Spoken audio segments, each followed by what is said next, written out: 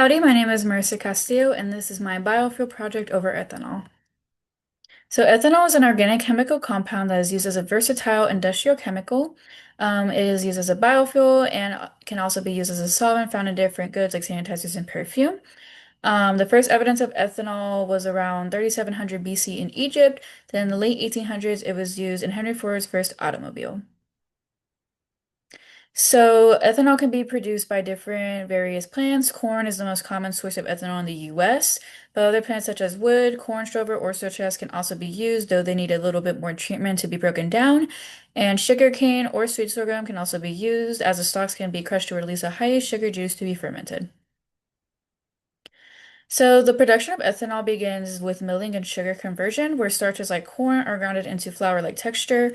Water is then added, and the substance is then cooked and broken down into simple sugars. The next step is fermentation, where yeast is added to the mixture, which consumes and converts the sugars into ethanol and carbon dioxide, using anaerobic fermentation, which can last up to 48 to 72 hours. The next step is distillation and dehydration, where the mixture is then heated and the ethanol vaporizes and separates from the leftover solids and water. And then the last step is denaturing, where denaturants like gasoline are added so that way the fuel is undrinkable.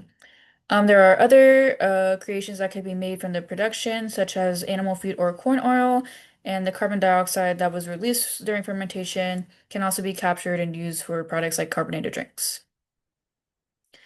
So the development in ethanol has been really good. As of today, there's a stable production of ethanol in the US due to efficient production and exportation. However, there is still some slow consumer consumption for the product.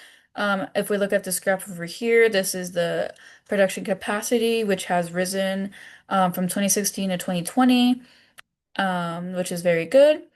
There is the downback of ethanol production because not many consumers are using the fuel as it is a little bit more expensive and because gasoline is commonly being used.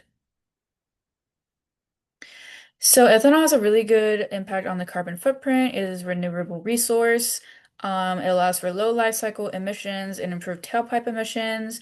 Because of its production, though, it still uses a little bit of fossil fuels, which does create its own carbon footprint in a way, but is still more effective than the production of gasoline. And depending on the type of ethanol made, if it's made from non-edible plant materials, it will have a smaller carbon footprint than corn-based ethanol. So the economic impact of ethanol is also really good as well. In 2023, the ethanol industry added over $54 billion to the US GPD, which is really good.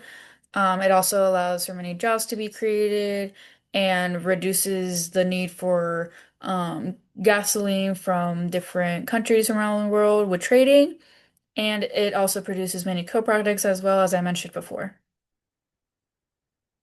So there are many different ways for communication of ethanol, because organizations like the NCGA and Renewable Fuels Association, they use campaigns to show the benefits of ethanol. And then there's state level mandates that can be used, such as Minnesota requiring a certain percentage of ethanol to be input into gasoline. And then for financial incentives, states and federal programs provide grants for building new fueling stations or financial assistance for converting vehicles to run on ethanol. And of course, media helps efforts in showing technology industries to create ethanol.